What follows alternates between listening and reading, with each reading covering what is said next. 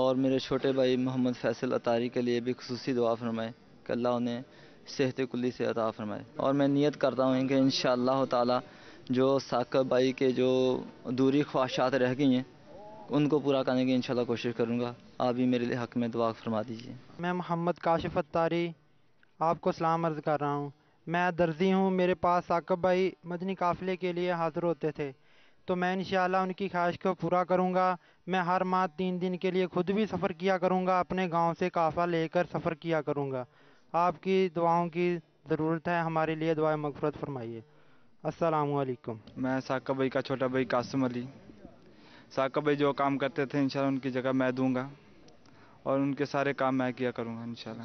اور مدنی قافلوں میں بھی سفر کیا کروں گا اور باقی جو ان کے سارے ادھورے کام ہیں وہ انشاءاللہ میں ضرور کروں گا اور نیکی کی دعوت بھی دوں گا اور 5 وقت کا نمازی انشاءاللہ باجماعت ادا کروں گا. اور انشاءاللہ میں امامہ شریف کی بھی نیت کرتا ہوں. عمل کا ہو جذبہ عطا یا الہی، عمل کا ہو جذبہ عطا یا الہی، گناہوں سے مجھ کو بچایا الہی، گناہوں سے مجھ کو بچایا الہی، عمل کا ہو جذبہ عطا یا الہی.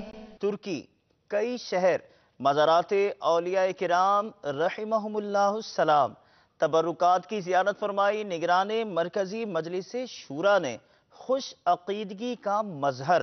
ذہن میں یہ بھی رہے کہ اتنے عرصے تک تبرکات کا محفوظ رہنا یا رکھنا یہ دونوں باتیں اولیاء کرام کی محبت کا اظہار کرتی ہیں. بتایا مدنی مکالمے میں نگران مرکزی مجلس شورا حضرت مولانا ابو حامد حاجی محمد عمران اطاری مدہ ذلہ العالی نے. آپ بھی دیکھیے. آج کا جو یہ سلسلہ ہے یہ آپ کے سفر ترکی کے حوالے سے اس میں ہم انشاءاللہ آپ سے مدنی پھول لیں گے. ایسے لوگ بھی ہوتے ہیں جو اردو جاننے والے نہیں ہوتے، ان کو بھی جو ہے آپ نیکی کی دعوت دے رہے ہوتے ہیں. سب سے پہلے یہ بتائیے جذبہ کیا کار فرما ہوتا ہے؟ میں یہ نہیں کہہ سکتا میں اس معاملے میں کہ میرا کون سا جذبہ کار فرما ہوتا ہے. سفر اللہ کی رضا کے لیے ہی ہونا چاہیے کہ جس نے اللہ اور اس کے رسول کے لیے سفر کیا اس کے لیے اوسا اجر ہے. اور مجموعی صورتحال بیان کیا جائے تو اس کا اچھا رسپانس ملا ہے اور اتنا اچھا رسپانس ملا ہے کہ مدنی حلیے دیکھ کر غیر مسلم مسلمان ہوئے ہیں، ہمارے سفر میں بھی ہوئے ہیں. اسلامی کی مرکزی میں سے شورا کے رکن حاجی عبدالحبیب اطاری کال پہ موجود ہیں. ماشاءاللہ مدینے سے. مدینے سبحان شریف سے. اللہ. مدینہ منورہ کی فضاؤں میں ایسا کئی اسلامک ساتھ بیٹھے ہیں، ہم آپ کا مدنی مکالمہ دیکھ رہے ہیں. میرا غم بھی تو دیکھو میں پڑا ہوں دور طیبہ سے، سکو پائے گا بس میرا دل مستر مدینے میں. مدنی چینل کے ناظرین کو عرض کرتا چلوں، امیر اہل سنت کا بھی یہ معمول رہا نگرانی شورا کے ساتھ کیونکہ کئی ملکوں کا سفر کرنے کی سعادت ملی ہے. تو سفر جب شروع ہو تو توبہ کی جائے، اپنے گناہوں سے معافی مانگی جائے. اور پھر جس کا نگرانی شورا نے کال فرما کر ہمیں گواہ کیا تھا کہ آپ سب میرے ایمان کے گواہ ہو جائیں، تو یہ سب ہماری تربیت کے حصے ہیں کہ بندہ ہر وقت اپنے ایمان کے لیے فکر مند رہے. یہ سوچ بھی امیر اہل سنت کی ذات سے ملتی ہے. نگران شورا حضرت یوشع بن نون علیہ السلام کے مزار مبارک پر حاضر ہوئے. آئیے اس کے مناظر دیکھتے ہیں. یا اللہ یا اللہ یا اللہ یا اللہ یا اللہ یا اللہ. آپ کی جو اسی سے ملاقات ہوئی، آئیے اس کے مناظر دیکھتے ہیں. دعوت اسلامی کی قیوں ساری جگہ میں مچ جائے دھوم، اس پہ فدا ہو بچہ بچہ یا اللہ میری جھولی بھر دے. اللہ تعالیٰ امیر اہل سنت کو سلامت رکھے. انہوں نے ہمیں ایک ایسا مدنی اولیاء لباس اور فی زمانہ جس طرح کا مسلمان اور اسلام کے بارے میں مسکنسیپشنز دنیا میں پائے جا رہے ہیں، غلط فہمیاں دنیا میں پائی جا رہی ہیں، طرح طرح کی مطلب کہ مس گائیڈ کرنے کا سلسلہ دنیا بھر میں جاری ہے اسلام و مسلمانوں کے بارے میں.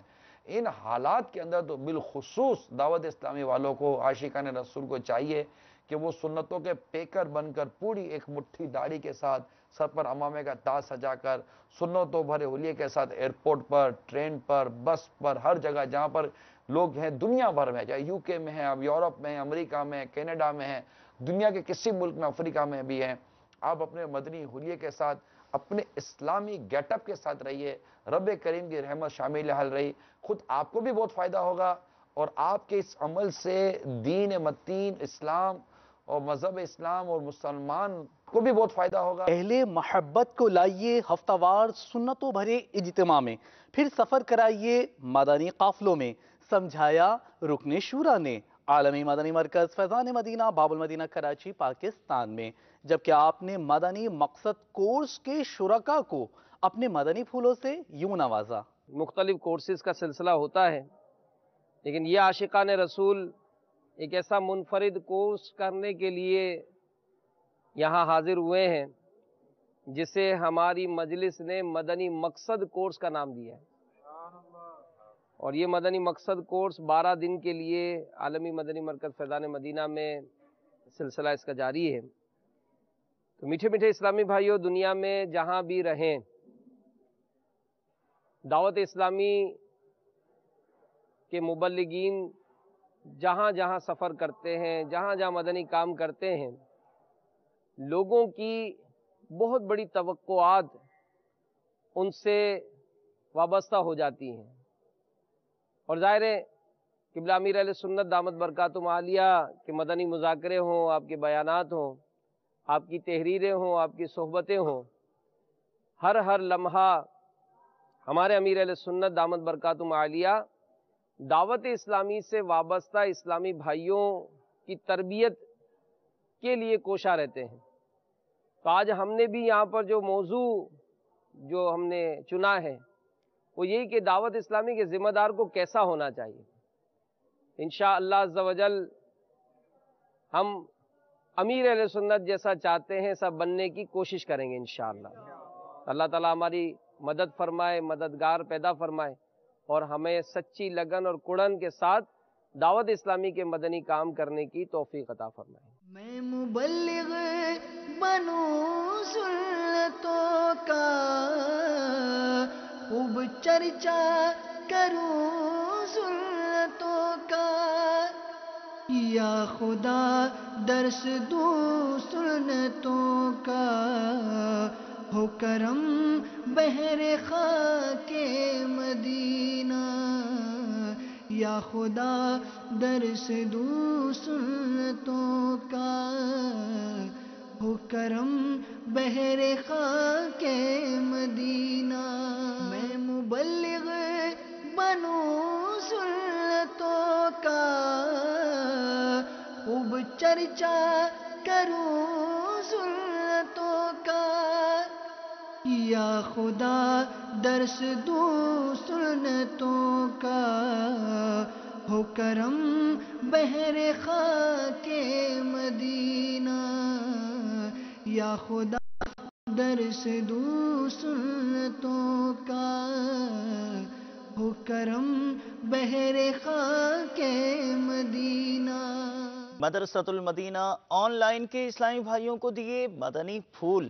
مستقل قفل مدینہ اور مدنی انعامات پر عمل کے حوالے سے مبلغ دعوت اسلامی رکن شورا نے عالمی مدنی مرکز فیضان مدینہ باب المدینہ کراچی پاکستان میں قفل مدینہ لگا رہے گا انشاءاللہ عز و جل۔ الحمدللہ عز و جل اس وقت عالمی مدنی مرکز فیضان مدینہ باب المدینہ کراچی میں مدرسۃ المدینہ آن لائن کے ناظمین کا 3 روزہ تربیتی اجتماع جاری ہے، اور اس تربیتی اجتماع کا آج آخری دن ہے۔ شیخ طریقت امیر اہل سنت دامت برکاتہم العالیہ نے جو مدنی انعامات عطا فرمائے اور جو مستقل قفل مدینہ تحریک عطا فرمائی ہے، یہ بہت اہم ہیں۔ ایک مسلمان کو کیسا ہونا چاہیے، اسلامی زندگی گزارنے کا ایک طرح سے جدول مدنی انعامات میں موجود ہے۔ با کردار مسلمان بننے کے لیے مدنی انعامات کو اپنانا بہت ہی زیادہ مفید ہے۔ مدنی انعامات کے ذریعے بآسانی با کردار مسلمان بن سکتے ہیں۔ یہ بھی جان سکتے ہیں کہ اللہ کی رضا والے کام کون سے ہیں، اللہ سب جل کو ناراض کرنے والے کام کون سے ہیں، مجھے کیسا ہونا چاہیے، میرا انداز کیسا ہونا چاہیے، میری گفتگو کیسی ہونی چاہیے، میرے دیکھنے کا انداز کیا ہونا چاہیے، میرے چلنے کا کیا انداز ہونا چاہیے، میری نمازوں کا کیا حال ہے. یہ سب مدنی انعامات پر جب عمل کریں گے اور روزانہ فکر مدینہ کریں گے تو اس کے ذریعے ہمیں پتہ چلے گا. میں مبلغ بنوں سنتوں کا، خوب چرچا کروں سنتوں کا، یا خدا درس دوں سنتوں کا، ہو کرم بحر خاک مدینہ، یا خدا درس دوں سنتوں کا، ہو کرم بحر خاک مدینہ.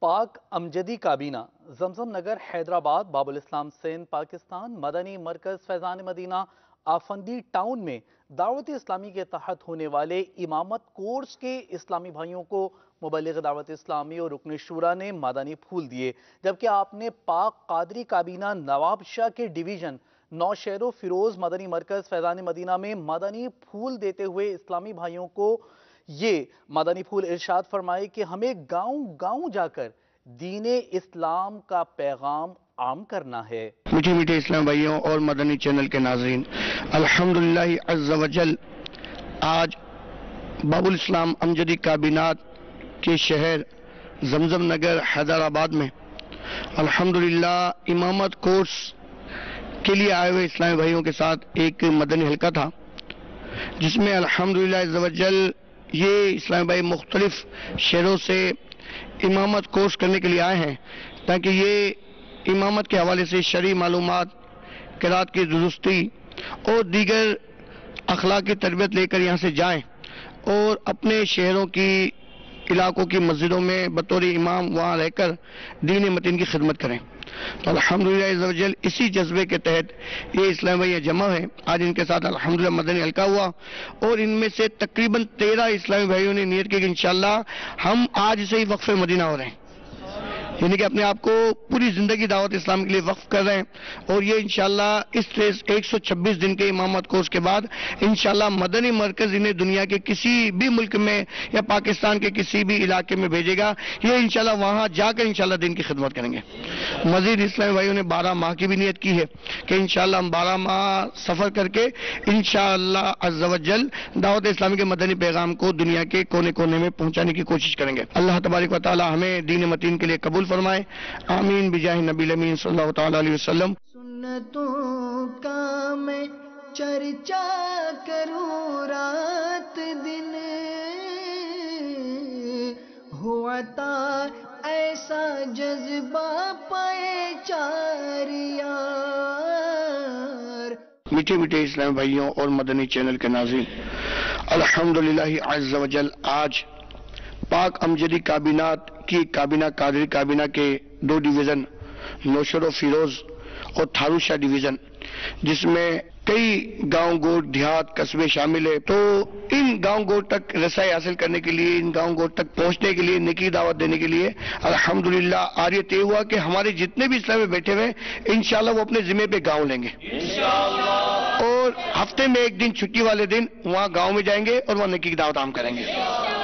اللہ تعالیٰ سے دعا ہے کہ اللہ تبارک و تعالیٰ ہمیں تن من دھن کے ساتھ اخلاص کے ساتھ دین متین کی خدمت کا شرف عظیم عطا فرمائے. سنتوں کا میں چرچا کروں رات دن، ہوا تا ایسا جذبہ پائے چار یار. مدنی بہار گلزار طیبہ پنجاب پاکستان سے دعوت اسلامی اسلام کا پیارا اور نکھرا چہرہ پیش کر رہی ہے، جس سے قبول اسلام کی برکتیں حاصل ہو رہی ہیں. 20 سال پہلے PhD کی تھی انہوں نے اور بڑی ان کے پاس دنیا تقریباً 10-12 ملکوں میں انہوں نے تعلیم حاصل کی اور ان میں دنیا میں نام کمایا. انہوں نے مسلمان ہو کر قادری تعلیم قافلے میں سفر کیا. ان کو میں نے پاکستان کی دعوت دی تو اب ماشاءاللہ یہ اسلام سیکھنے کے لیے پاکستان میں آئے. اور ان کا عزم یہ ہے ادریس بھائی کا کہ انشاءاللہ عز و جل اب میں اسلام سیکھ کر پوری دنیا میں کافروں کو مسلمان بناؤں.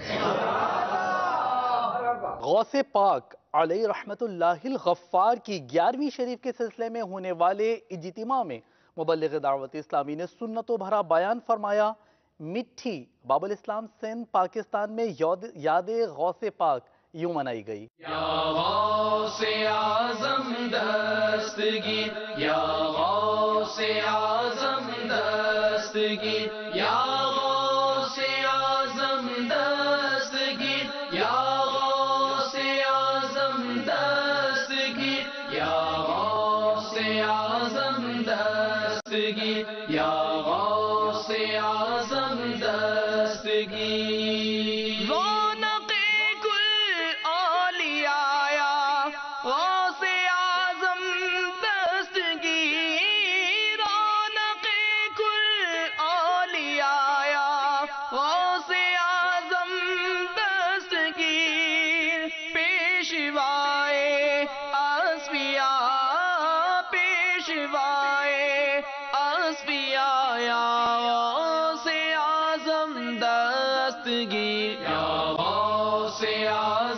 دستگیر. ذہنی آزمائش ایک ایسا سلسلہ جس کے سوالات سن کر بڑے بھی علم دین کی برکتیں حاصل کر سکتے ہیں.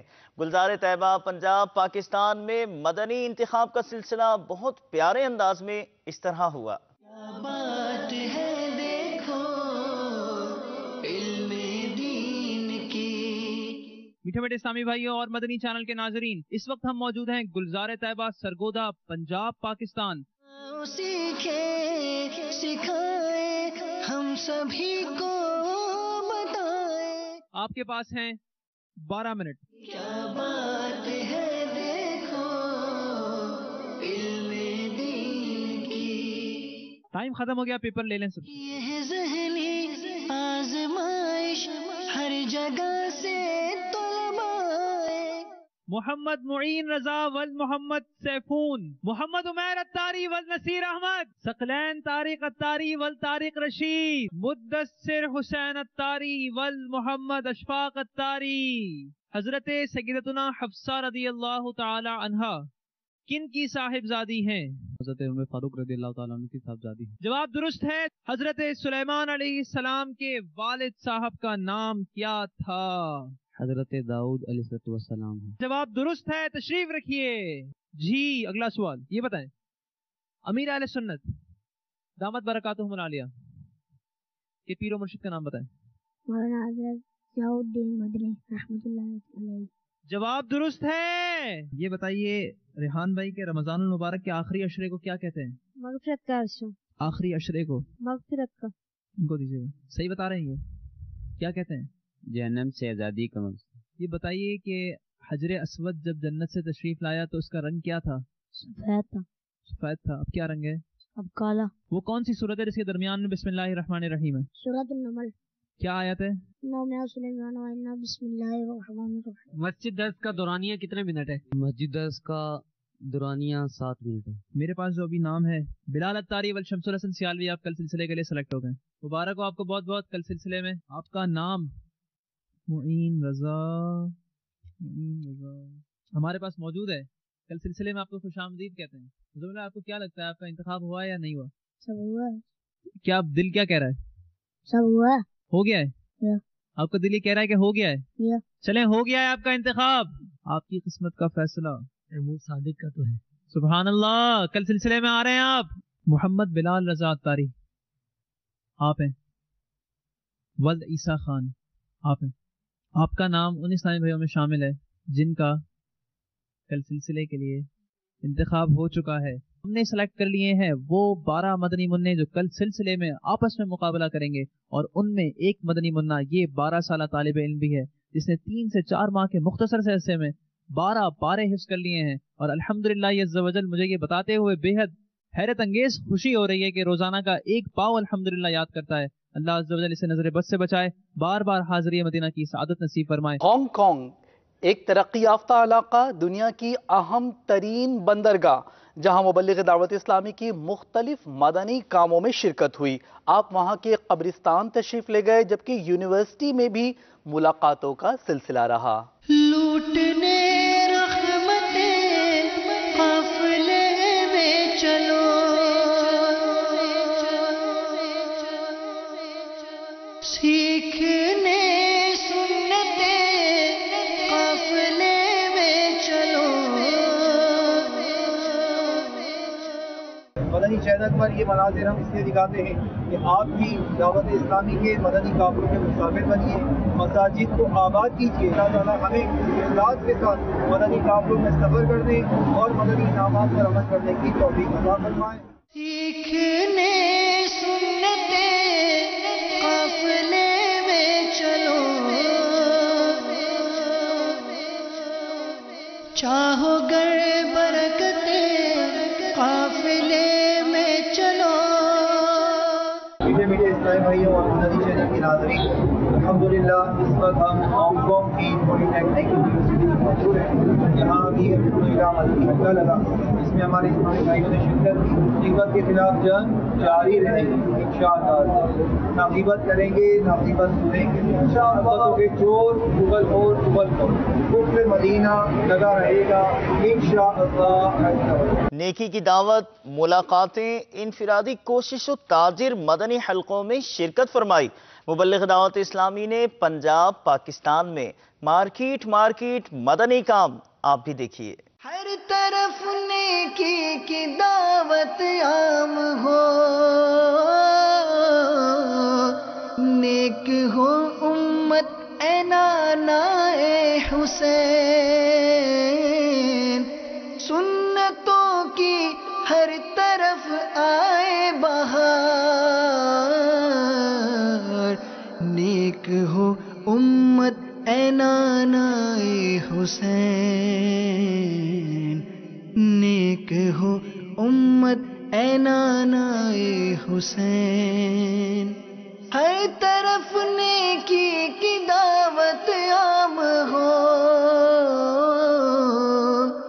نیک ہو امت اے نانا اے حسین،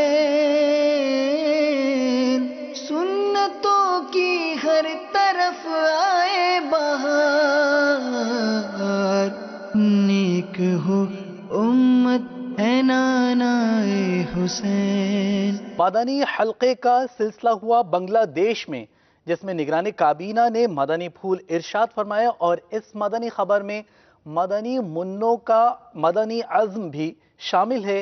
ملاحظہ کیجیے۔ سرزاد اولیاء ہے میرے غوث پیا جیلانی، تیرے جد کی یہ بارہویں غوث اعظم، ملی ہے تجھے گیارہویں غوث اعظم، کوئی ان کے رتبے کو کیا جانتا ہے۔ غیبت کے خلاف جنگ، شیطان کے خلاف جنگ، جھوٹ کے خلاف جنگ، سر پر امامہ انشاءاللہ، سر پر زلفے انشاءاللہ، کفل مدینہ انشاءاللہ۔ ہمارا مدنی مقصد کیا ہے؟ مجھے اپنی اور ساری دنیا کے لوگوں کی اصلاح کی کوشش کرنی ہے انشاءاللہ عز و جل۔ مدنی قافلے کی مدنی خبر آپ کو دکھاتے ہیں سردار آباد پنجاب پاکستان مدنی مرکز فیضان مدینہ سے، جہاں سفر سے قبل عاشقان رسول کی تربیت بھی کی گئی مدنی تربیت گاہ پہ۔ آؤ مدنی قافلے میں ہم کریں مل کر سفر، سنتیں سیکھیں گے اس میں، سنتیں سیکھیں گے اس میں انشاءاللہ سر بسر۔ آؤ مدنی قافلے میں ہم کریں مل کر سفر، آؤ مدنی قافلے میں ہم کریں مل کر سفر۔ 30 اور 12 دن کے مدنی قافلے۔ مدرسۃ المدینہ مقیم، ڈیرہ غازی خان پنجاب پاکستان میں مبلغ دعوت اسلامی نے مدنی منوں اور دیگر اسلامی بھائیوں کو اپنے مدنی پھولوں سے یوں نوازا۔ میں مبلغ بنوں سنتوں کا، خوب چرچا کروں سنتوں کا، یا خدا درس دوں سنتوں کا، ہو کرم بحر خاک مدینہ۔ نگران نیپال کابینہ نے میر پور خاص باب الاسلام سندھ پاکستان میں شعبہ تعلیم کے تحت بلدیہ کمپلیکس کے جنا ہال میں سنتوں بھرا بیان فرمایا۔ آپ بھی دیکھیے۔ ہر طرف نیکی کی دعوت عام ہو، نیک ہو امت اے نانا اے حسین، سنتوں کی ہر طرف آئے بہار، نیک ہو امت اے نانا اے حسین، نیک ہو امت اے نانا اے حسین۔ مدنی چینل کے ناظرین، آپ نے آج کی دعوت اسلامی کی مدنی خبریں ملاحظہ فرمائیں۔ مزید خبروں کے ساتھ پھر حاضر ہوں گے انشاءاللہ عز و جل۔ مدنی چینل دیکھتے رہیے۔ غیبت کے خلاف جنگ جاری رہے گی انشاءاللہ عز و جل۔ مسجد بھرو تحریک جاری رہے گی انشاءاللہ عز و جل۔ صلو علی الحبیب صلی اللہ تعالی علی محمد صلی اللہ علیہ وسلم۔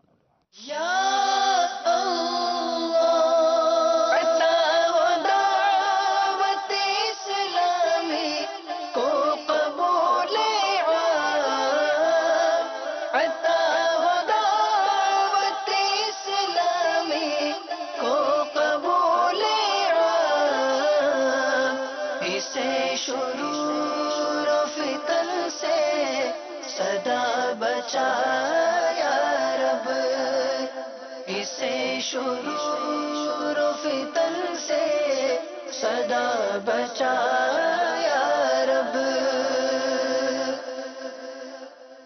اللہ کرم ایسا کرے تجھ پہ جہاں میں، اللہ کرم ایسا کرے تجھ پہ جہاں میں، اے دعوت اسلامی تیری دھوم مچی ہو۔ میرے پیارے اسلامی بھائیو، آپ نے سیدنا شعیب علیہ نبینا علیہ الصلوۃ والسلام کے روضہ انور کا دیدار کیا۔ اہل سنت کا ہے بیڑا پار، اصحاب حضور، اصحاب حضور نجم ہے اور ناؤ ہے عطرت رسول اللہ کی۔ اس وقت جو آپ یہ مقام دیکھ رہے ہیں، یہ وہ مقام ہے جو کرب کے علاقے میں مقام موتا کہلاتا ہے۔ اللہ والوں سے ہے جو وابستہ،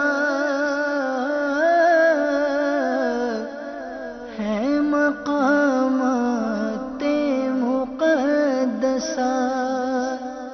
پیارے اور محترم اسلامی بھائیوں اور مدنی چینل کے ناظرین، اس وقت ہم جس جگہ موجود ہیں آپ دیکھ سکتے ہوں گے الشہید عبداللہ بن رواحہ، اور یہ سن 8 ہجری میں جن کا وصال ہوا، یہ ان کے مزار شریف کے پاس یہ تختی موجود ہے۔ دل بڑا خوش ہے، بڑی کیفیت ہے۔ وجہ یہ ہے کہ یوں تو ہر صحابی سے ہمیں محبت ہے اور یقیناً پیار ہونا چاہیے صحابہ سے، اہل بیت سے، اولیاء سے، مگر کچھ صحابہ سے ایسا لگتا ہے کہ ایک دلی لگاؤ سا ہو جاتا ہے۔ زندگی کی تمنا ہوتی ہے کہ ان کے قدموں میں حاضری دی جائے، جیسا کہ صدیق اکبر رضی اللہ تعالیٰ عنہ سے بہت پیار اس لیے ہے کہ وہ عاشق اکبر ہیں۔ سیدنا عمر فاروق رضی اللہ تعالیٰ عنہ کا خوف خدا، آپ کی عدالت دل کو موہ لیتی ہے۔ سیدنا عثمان غنی رضی اللہ تعالیٰ عنہ کی سخاوت اور حیا جب پڑھتے ہیں تو دل جھوم اٹھتا ہے۔ مولا علی کرم اللہ تعالیٰ وجہ الکریم کی شجاعت، آپ کا علم، آقا سے محبت، یہ تمام چیزیں آپ پر قربان ہونے کو ذہن دیتی ہیں۔ اسی طرح اور بھی بہت سارے صحابہ ہیں جن سے ایسا لگتا ہے کہ بڑا گہرا کنیکشن ہے. اصحاب صفہ کی جب یاد آتی ہے تو سیدنا ابو ہریرہ رضی اللہ تعالیٰ عنہ یاد آ جاتے ہیں. جب احد شریف جاتے ہیں تو سید الشہداء کی محبت موجیں مارتی ہے. اس وقت جہاں موجود ہیں یہ حضرت عبداللہ بن رواحہ ہیں. یہ پیارے آقا کے نعت خواں تھے, شاعر رسول ہیں, اور ان کے بہت سارے فضائل ہیں. ان کے مزار کا دیدار بھی آپ کو کرائیں گے, ہم نے بھی حاضری دینی ہے, مگر ہم پہلے یہاں آئے. یہ تختی آپ نے دیکھی ہے, اور اب ایک اور بڑی خوبصورت یہاں پر ایک بڑی تختی لگی ہوئی ہے, آپ کو وہ دکھاتے ہیں. اور اس میں جو لکھا ہے بہت خوبصورت باتیں لکھی ہیں. حضرت عبداللہ بن رواحہ رضی اللہ تعالیٰ عنہ, یہ ان کا پورا شجرہ لکھا ہے. بن ثعلبہ بن الحارث بن الخزرج الانصاری الخزرجی, اور ان کی جو کنیت تھی وہ ابا محمد تھی, اور وہ کاتب بھی تھے, شاعر بھی تھے, اور پیارے آقا علیہ الصلوۃ والسلام کی شان میں اسلام کی سربلندی کے لیے شعر لکھا کرتے. کفار جب نبی پاک علیہ الصلوۃ والسلام کی مخالفت میں شعر لکھتے یہ اس کا جواب دیا کرتے. اور یہاں یہ بھی لکھا ہے کہ آپ مدینہ منورہ میں پیدا ہوئے, اور آپ جب اسلام آپ نے قبول کیا سیدنا مصعب بن عمیر رضی اللہ تعالیٰ عنہ کے ہاتھوں, اور انہوں نے پیارے آقا علیہ الصلوۃ والسلام کے حکم پر مدینہ منورہ بھی ہجرت کی. اور عبداللہ بن رواحہ شاعر رسول تھے, اور اسلام لانے کے بعد اسلام کی سربلندی کے لیے اشعار کہا کرتے. انہوں نے رسول پاک صلی اللہ علیہ وسلم سے بیعت کی, بیعت عقبہ میں اور بیعت ثانیہ میں, اور یہ نقبہ تھے پیارے آقا علیہ الصلوۃ والسلام کی طرف سے نقیب مقرر کیے جاتے تھے. اور عبداللہ بن رواحہ جو ہیں وہ جہاد بالسیف اور واللسان, یعنی وہ تلوار سے بھی جہاد کرتے, زبان سے بھی جہاد کرتے, نیکی کی دعوت دینے کا بڑا شوق تھا. اور یہ میرے آقا علیہ الصلوۃ والسلام کے ساتھ بدر, احد, خندق کے معرکے میں ساتھ شامل رہے, بیعت رضوان کے وقت بھی یہ موجود تھے, اور پھر غزوہ موطا میں یہ تیسرے کمانڈر کے طور پر بھیجے گئے تھے. اور یہاں پر بڑے پیارے ان کے اشعار بھی لکھے ہیں جو انہوں نے بڑے عشق رسول کے عالم میں کہے, وہ اشعار بھی یہاں موجود ہیں. اور یہ بھی لکھا ہے ان کے بارے میں کہ یہ نیکی کی دعوت دینے میں اور جہاد میں, ان دونوں کاموں میں بڑی مطلب ان کو محبت حاصل تھی. اسی طرح ان کے بارے میں یہاں یہ لکھا ہے کہ یہ 3000 کا لشکر مسلمانوں کا تھا, اور یہاں 2,200,000 لکھا ہے, 2 لاکھ کفار کا لشکر تھا. اور یہاں پر جو قوم تھی وہ سوچ میں پڑ گئی تھی کہ لڑیں یا نہ لڑیں, اتنا بڑا کوئی تقابل نہیں, کوئی کمپیریزن نہیں. تو انہوں نے بڑی خوبصورت بات کہی تھی کہ قوم کس بات سے ڈرتے ہو, ہمارا مقصود تو شہادت ہے, ہمارا مقصود کوئی کس جو ہے وہ کہتے ہیں نا شہادت مطلوب و مقصود و مومن, نہ مال غنیمت نہ کشور کشائی, یہ شہادت ہمارا مطلوب ہے, اور ہم آگے بڑھ کر اللہ کی رضا کے لیے لڑیں. اگر جیت گئے تو بھی ٹھیک ہے, اگر ہمیں فتح مل گئی تو بھی ٹھیک ہے, ورنہ شہادت ہمیں ملنی ہے. اور پھر انہوں نے میرے پیارے اسلامی بھائیوں ایک بار پیارے آقا علیہ الصلوۃ والسلام کی اونٹنی مبارک کی جب ناکا کو رسی سے کھینچ رہے تھے عمرے کے موقع پر, تو بڑے خوبصورت انہوں نے اشعار کہے, وہ اشعار بھی یہاں موجود ہیں. پھر اسی طرح حضرت عبداللہ بن رواحہ کے بارے میں آتا ہے کہ آپ کی جب موطا میں آپ تشریف لائے تو آپ کے ہاتھ میں جب علم دیا گیا تو حضرت عبداللہ بن رواحہ کے نفس نے, آپ کے ذہن نے یہ کہا اب آپ کو کہ اب آگے کیسے بڑھیں, اتنا بڑا لشکر ہے, 2 کمانڈرز جو ہیں وہ شہید ہو چکے, یہ 3rd تھے. لیکن انہوں نے کیا خوبصورت اشعار کہے کہ اے میرے نفس مجھے تزلزل میں مبتلا نہ کر, بلکہ آگے بڑھ کر ان لوگوں سے جہاد کرنا ہے, اور اب زندہ رہنے کی اور اپنی فکر کرنے کی ضرورت کیا ہے, اب کچھ ہی لمحات کے بعد جنت انتظار کر رہی ہے, اور خوف کس بات کا ہے, میں ہوں ہی کیا, ایک چھوٹے سے قطرہ تھا, اور اب موت سے ڈرنے کی ضرورت نہیں. اس طرح کا مفہوم اشعار میں ملتا ہے. بہرحال میرے پیارے اسلامی بھائیوں, 8ویں سنہ ہجری کو آپ کا وصال ہوا, اب وقت ہوا ہے آپ کے قدموں میں چلتے ہیں اور آپ کی سیرت کے بارے میں مزید سنتے ہیں. اس وقت ہم صحابی رسول سیدنا عبداللہ بن رواحہ رضی اللہ تعالیٰ عنہ کے قدموں میں موجود ہیں. جنگ موطا کے موقع پر میرے آقا علیہ الصلوۃ والسلام نے یہ فرمایا تھا کہ اگر حضرت زید بن حارثہ شہید ہو جائیں, کیونکہ انہیں علم دیا گیا تھا, تو حضرت جعفر طیار رضی اللہ عنہ کو علم دے دیا جائے. اگر وہ شہید ہو جائیں تو پھر حضرت عبداللہ بن رواحہ رضی اللہ عنہ کو علم دیا جائے. یہ وہ بہادر صحابی جو میرے پیارے اور محترم اسلامی بھائیوں میرے آقا علیہ الصلوۃ والسلام کے ان انصار صحابہ میں تھے کہ آپ کی قائدانہ صلاحیتوں کا یہ عالم تھا کہ حضور اکرم صلی اللہ تعالیٰ علیہ وسلم نے متعدد مرتبہ اپنی عدم موجودگی میں آپ کو اہل مدینہ کا حاکم مقرر فرمایا.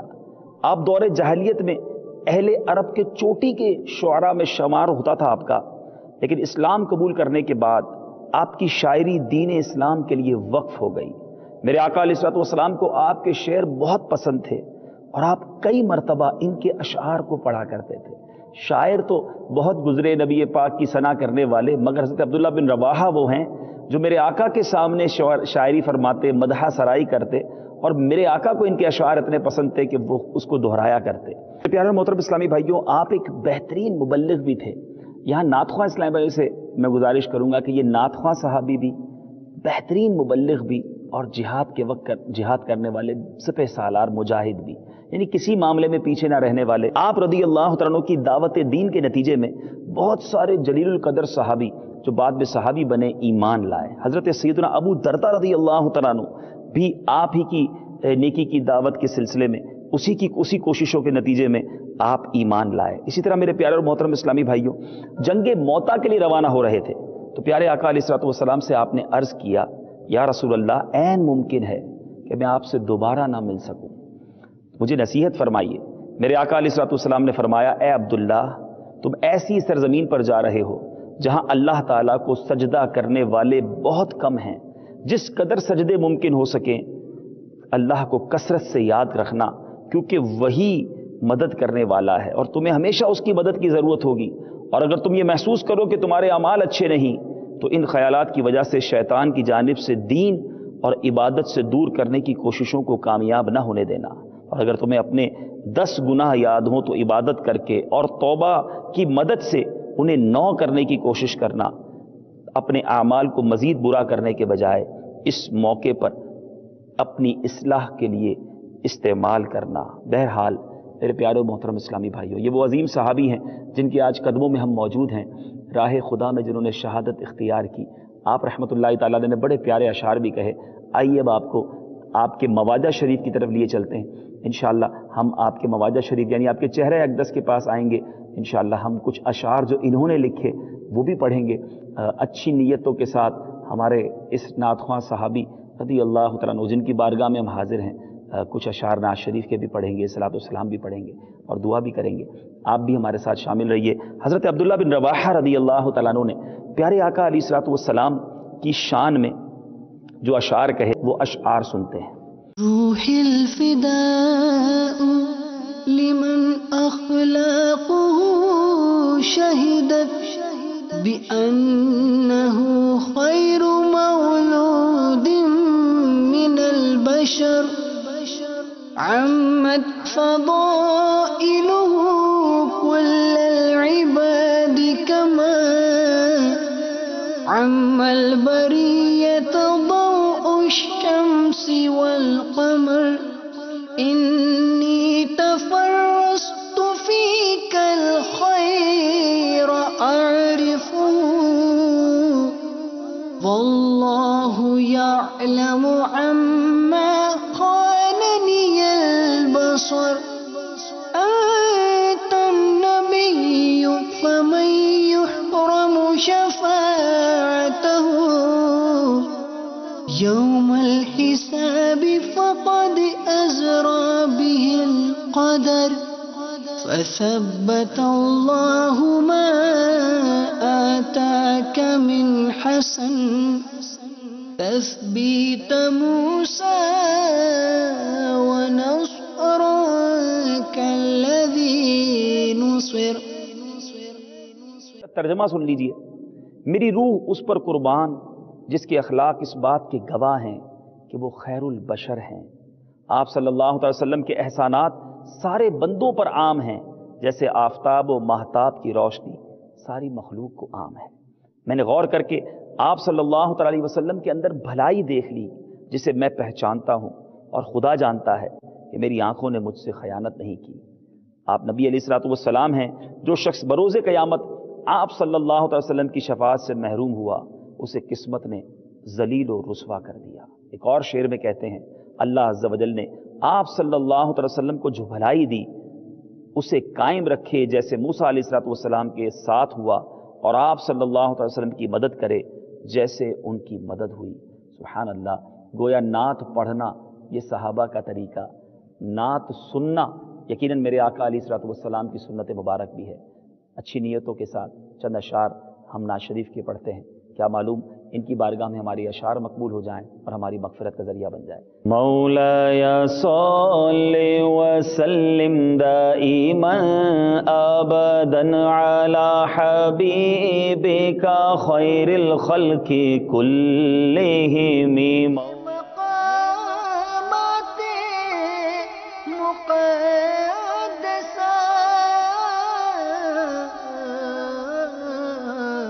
अल्लाह वालों से है जो वाबस्ता है मकामाते मुक़द्दसा। मेरे प्यारे और मोहतरम इस्लामी भाइयों और मदनी चैनल के नाजरीन, आज जिस दरबार में हम हाजिर हैं, मकाम मौता, ये कर्क शहर है और यहाँ पर जिस खूबसूरत अजीम शान हस्ती के कदमों में हम बैठे हैं, ये कोई और नहीं, ये आले रसूल हज़रत जाफ़र तैयार रज़ी अल्लाह तआला अन्हु हैं। ये हज़रत मौला अली करमल्लाहु तआला वजहुल करीम के भाई थे। आपके बारे में आज सुनेंगे, उनके कदमों में बैठकर इनकी सीरत के बारे में सुनेंगे। तवज्जो के साथ हमारे साथ शामिल रहिएगा। ये मनाजिर भी आप घर बैठे देख रहे हैं और इंशाअल्लाह इनकी सीरत के बारे में बहुत कुछ प्यारे प्यारे मदनी फूल हमें मिलेंगे। मेरे प्यारे और मोहतरम इस्लामी भाइयों, चंद खुश नसीब सहाबा वो गुजरे हैं जिनको प्यारे आका अलैहिस्सलातु वस्सलाम से ख़ास मुशाबहत हासिल थी। इमाम हसन, सैयदना हसन रज़ी अल्लाह तआला अन्हु, जो इमाम हुसैन रज़ी अल्लाह तआला अन्हु के बड़े भाई थे, आपके बारे में भी आता है कि हद दर्जा मुशाबहत उनको प्यारे आका अलैहिस्सलातु वस्सलाम से थी। और इसी तरह हज़रत जाफ़र बिन अबू तालिब भी वो शख्सियत हैं कि जिनको ये शरफ़ हासिल था कि प्यारे आका अलैहिस्सलातु वस्सलाम के चेहरा अनवर के ये मुशाबह थे। अब इनकी ज़िंदगी के चंद बड़े ही खूबसूरत और जिसको आप कहें कि दरख्शां जो बाब हैं वो बयान किए जाते हैं। इनके वालिद अबू तालिब अपनी कौम कुरैश में आला मर्तबे पर फाइज होने के बावजूद माली एतबार से बहुत कमज़ोर और कसीरुल अयाल थे। कुरैश में एक मर्तबा कहत साली आ गई और लोग उसका शिकार हो गए। खेती बाड़ी तबाह हो गई, मवेशी हलाक हो गए। नौबत यहाँ तक पहुंची कि लोग हड्डियाँ पीस कर खाने लगे। इन दिनों बनु हाशिम में मेरे आका अलैहिस्सलातु वस्सलाम के चचा हज़रत अब्बास सबसे ज़्यादा खुशहाल थे। मेरे आका अलैहिस्सलातु वस्सलाम यकीनन गरीबों की मदद करने वाले, और ऐलान नबूवत से पहले भी नबी पाक अलैहिस्सलातु वस्सलाम का ये अंदाज़ था कि जो परेशान हाल होते उसकी मदद फरमाते। मेरे आका अलैहिस्सलातु वस्सलाम ने अपने चचा हज़रत अब्बास से कहा, चचा जान, आपका भाई अबू तालिब कसीरुल अयाल हैं, बच्चे काफ़ी हैं, तो वो परेशान हैं, कहत साली है, लोग फाका कशी पर मजबूर हैं, फ़क्र व इफ़लास हद से ज़्यादा बढ़ चुका है। इस नाजुक सूरत हाल में हमें उनकी भरपूर मदद करनी चाहिए। आइए उनके पास चलते हैं, उनकी ढारस बंधाते हैं और एक बेटे की किफ़ालत मैं अपने ज़िम्मे लेता हूँ, एक बेटा आप अपने ज़िम्मे ले लें ताकि उनका कुछ बोझ बांटा जाए। अब यहाँ हमें क्या मदनी फूल मिल रहा है, हमारे बाद रिश्तेदार बड़ी तकलीफ में, बड़ी परेशानी में होते हैं और हम मज़े से रह रहे होते हैं। ऐसा नहीं होना चाहिए। मुसलमान वो होता है जो किसी के काम आए, मुश्किल में मदद करे और एक दूसरे की तकलीफ को बांटें। देखें ज़रा अपने रिश्तेदारों की तरफ, देखें अपने पड़ोसियों की तरफ, देखें अपने उन दोस्तों की तरफ कि उनमें से कोई परेशान तो नहीं। हर बंदा अपनी परेशानी आपको आकर बताएगा नहीं, शर्म भी होती है, हया भी होती है, बाज़ औक़ात ज़बान नहीं उठती। ये जो सफ़ेद पोश लोग होते हैं, हमें जाकर उनकी मदद करनी पड़ेगी। थोड़ा सा तवज्जो कर लीजिए।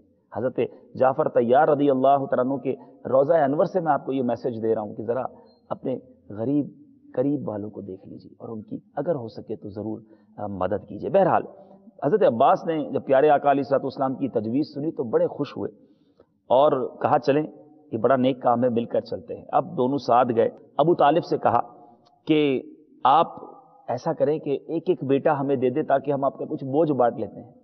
तो अब हुआ क्या, हज़रत अब्बास रज़ी अल्लाह तआला अन्हु ने हज़रत जाफ़र को अपने साथ ले लिया और मेरे आका अलैहिस्सलातु वस्सलाम ने हज़रत अली करमल्लाहु तआला वजहुल करीम को अपने साथ ले लिया। बचपन ही से मौला अली करमल्लाहु तआला वजहुल करीम मेरे आका की परवरिश में आ गए और हज़रत जाफ़र रज़ी अल्लाह तआला अन्हु हज़रत अब्बास रज़ी अल्लाह तआला अन्हु की परवरिश में चले गए। अब हज़रत जाफ़र रज़ी अल्लाह तआला अन्हु और उनकी ज़ौजा अस्मा बिन्त कैस जब पहले ही मरहले में बादशाह हबश की तरफ जो हिजरत हुई थी, आप उस काफ़िले में तशरीफ़ ले गए। और मेरे प्यारे और मोहतरम इस्लामी भाइयों, یہاں بڑی تکلیفیں تھیں مکہ پاک میں، بڑی اذیتیں دی جا رہی تھی، تو انہیں حبش بھیجا گیا۔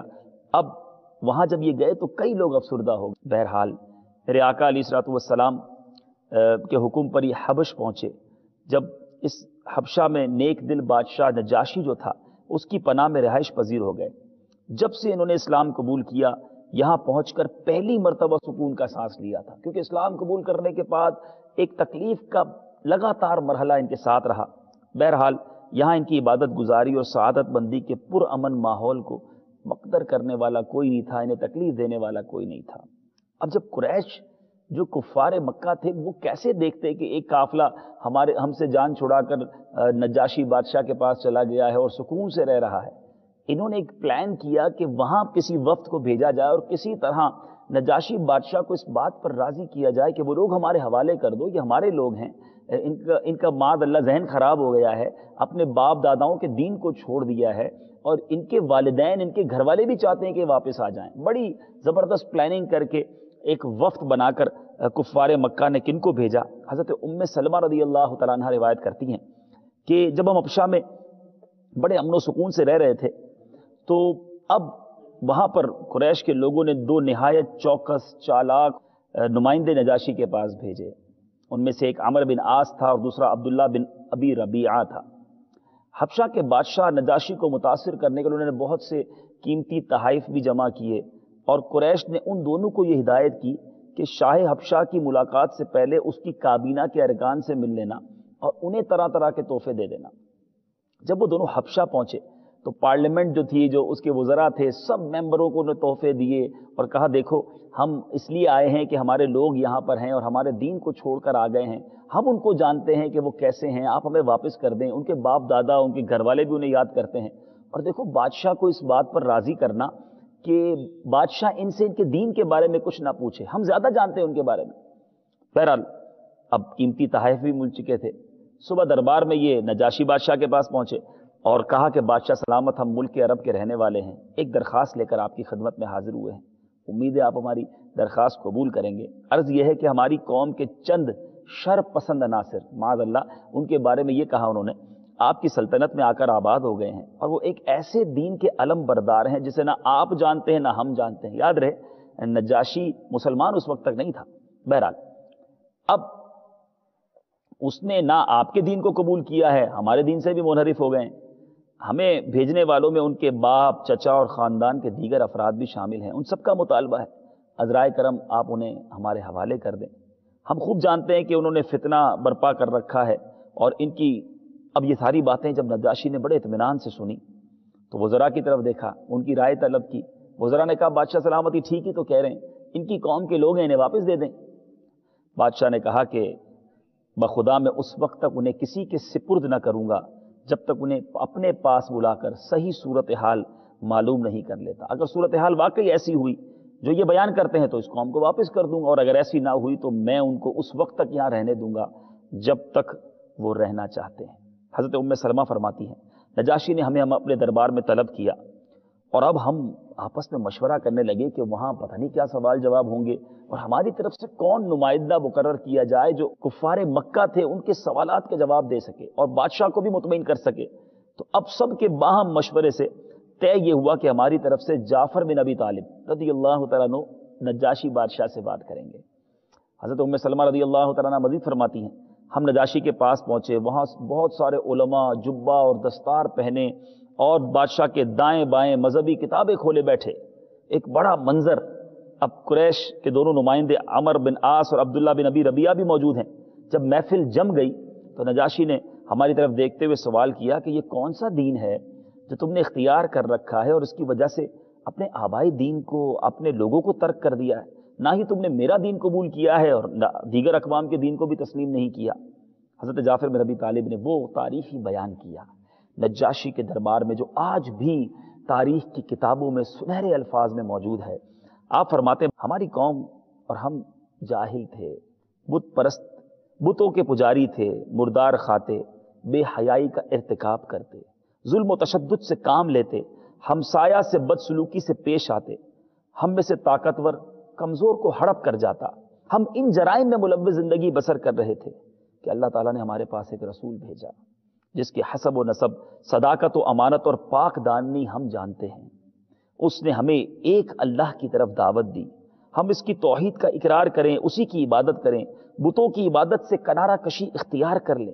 نیز اس نے ہمیں سچ بولنے، امانت ادا کرنے، صلہ رحمی سے پیش آنے اور ہمسایوں سے حسن سلوک کا حکم دیا، اور ساتھ ہی بے حیائی، کذب بیانی، یتیموں کا مال کھانے اور جملہ حرام چیزوں سے مکمل طور پر اجتناب کرنے کا حکم دیا۔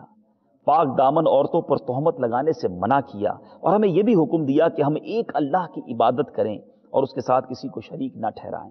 ہمیں نماز قائم کرنے، زکوٰۃ ادا کرنے اور رمضان کے روزے رکھنے کا حکم دیا۔ ہم نے رسول اقدس صلی اللہ تعالی علیہ وسلم کی صداقت کا اعتراف کیا، آپ پر ایمان لائے، اور جو حکم بھی آپ نے دیا ہم نے سر تسلیم خم کر دیا۔ جو آپ نے ہمارے لیے حلال قرار دیا ہم نے اسے حلال سمجھا، اور جسے حرام قرار دیا ہم نے اسے حرام سمجھا۔ اے بادشاہ، ہماری اطاعت شعاری کا منظر دیکھ کر ہماری قوم کے افراد ہمارے دشمن بن گئے، ہمیں اذیت ناک سزائیں دی گئیں تاکہ ہم توحید سے برگشتہ ہو کر دوبارہ شرک کے دلدل میں پھنس جائیں۔ جب انہوں نے ظلم و ستم کی انتہا کر دی، ہم پہ عرصہ حیات تنگ کر دیا، تو ہم عافیت کی تلاش میں آپ کے اس ملک کی طرف آ گئے ہیں۔ یہاں آ کر ہم نے اطمینان کا سانس لیا ہے، ہم امید رکھتے ہیں کہ آپ کے ہوتے ہوئے ہم پہ کوئی ظلم و ستم نہیں ہوگا۔ حضرت ام سلمہ فرماتی ہیں، نجاشی حضرت جعفر بن ابی طالب رضی اللہ تعالیٰ عنہ کی باتوں سے بڑا متاثر ہوا اور کہنے لگا، آپ کے پاس کوئی ایسا پیغام ہے جو آپ کے رسول دیتے ہیں؟ اب انہوں نے کہا ہاں۔ بادشاہ نے کہا کہ اب مجھے سناؤ وہ کیا کلام ہے۔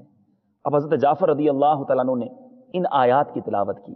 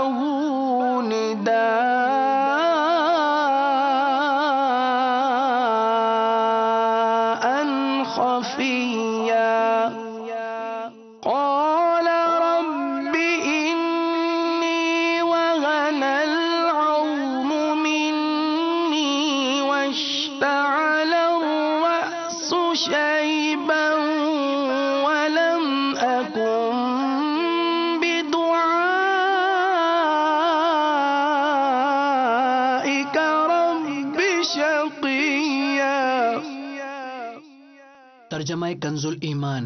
یہ مذکور ہے تیرے رب کی اس رحمت کا جو اس نے اپنے بندے زکریا پر کی جب اس نے اپنے رب کو آہستہ پکارا، عرض کی اے میرے رب میری ہڈی کمزور ہو گئی اور سر سے بڑھاپے کا بھبوکا پھوٹا، اور اے میرے رب میں تجھے پکار کر کبھی نامراد نہ رہا۔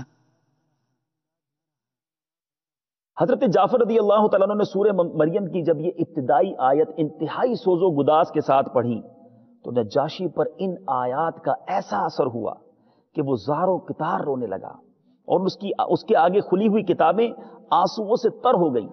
اب نجاشی بادشاہ رو رہا ہے اور سارے درباری حیران ہیں کہ یہ تو معاملہ سارا پلٹ گیا۔ کفار قریش نے جن نمائندوں کو بھیجا تھا وہ بھی حیران و پریشان۔ اب بادشاہ نے کیا کہا کہ یہ وہ پیغام ہے جو حضرت عیسیٰ علیہ السلام نے سنایا تھا، اسی روشنی کی مانند ہے جو ایک طاقچے سے پھوٹ رہی ہے۔ بہرحال اب بادشاہ نے دونوں نمائندوں کی طرف متوجہ ہو کے فرمایا، تم میری آنکھوں سے دور ہو جاؤ، اللہ کی قسم میں قطعاً انہیں تمہیں تمہارے سپرد نہیں کروں گا جب تک یہاں چاہیں میرے ملک میں آزاد رہیں، یہاں کی آزاد فضاؤں میں سانس لیں، ان کو ہر طرح کی سہولت میسر ہوگی۔ بہرحال دوسرے دن پھر دربار لگا، ان دونوں نے بادشاہ سے کہا بادشاہ ایک سوال اور ہے، آپ ذرا ان سے پوچھئے کہ یہ حضرت عیسیٰ علیہ السلام کے بارے میں کیا کہتے ہیں۔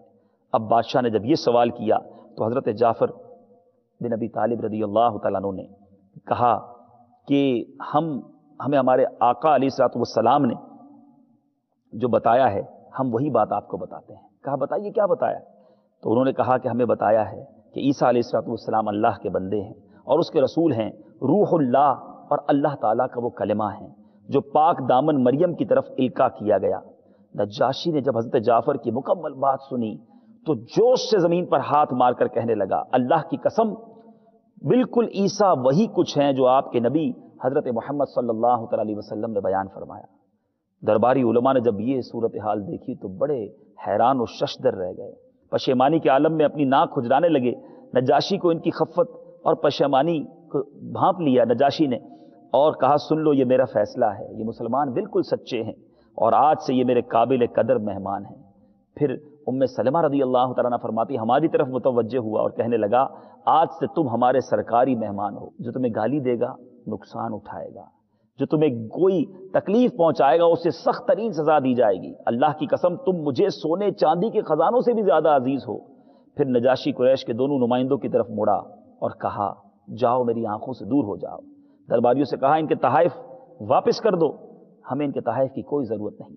حضرت ام سلمہ رضی اللہ تعالیٰ عنہ بیان کرتی ہیں کہ عمرو بن عاص اور عبداللہ بن ابی ربیعہ بڑے ذلیل و خوار اور بے آبرو ہو کر نجاشی کے دربار سے نکلے اور ہم بڑے سکون کے ساتھ حبشہ میں رہنے لگے۔ بہرحال یہ وقت گزر گیا اور تقریباً آپ نے 10 سال حبشہ میں اپنی گھر والوں کے ساتھ گزارے اور پھر سن 7 ہجری کو دونوں نے حبشہ کو خیر آباد کہا اور اپنے دیگر مسلمان ساتھیوں کے ہمراہ مدینہ منورہ کا رخ کیا۔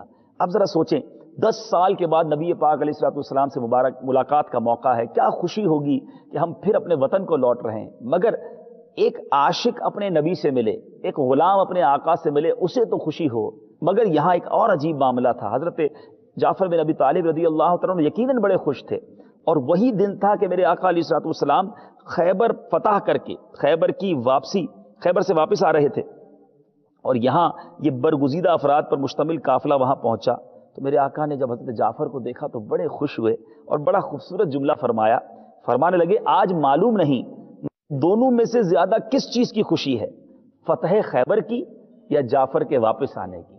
سبحان اللہ، یہ پیار میرے آقا علیہ الصلوۃ والسلام سے تھا۔ اور یہاں ایک اور بات بتاتا چلوں کہ حضرت جعفر رضی اللہ تعالیٰ عنہ کے مدینہ منورہ پہنچنے پر مسلمان بھی بڑے خوش، بالخصوص جو مساکین فقراء صحابی تھے وہ تو بڑے خوش تھے کیونکہ آپ مسکینوں کا خیال رکھتے، ان سے ہمیشہ خندہ پیشانی سے ملتے، حسن سلوک سے پیش آتے۔ سیدنا ابو ہریرہ رضی اللہ تعالیٰ عنہ ان کے بارے میں بڑی پیاری بات فرماتے کہ ہم ایسے مساکین کے حق میں حضرت جعفر بن ابی طالب بڑے فیاض، بڑے مددگار تھے، ہمیں اپنے گھر لے جاتے، کھانا کھلاتے اور اگر سالن ختم ہو جاتا تو گھی کا برتن ہمارے سامنے رکھ دیتے اور ہم اپنی منشا کے مطابق گھی استعمال کرتے۔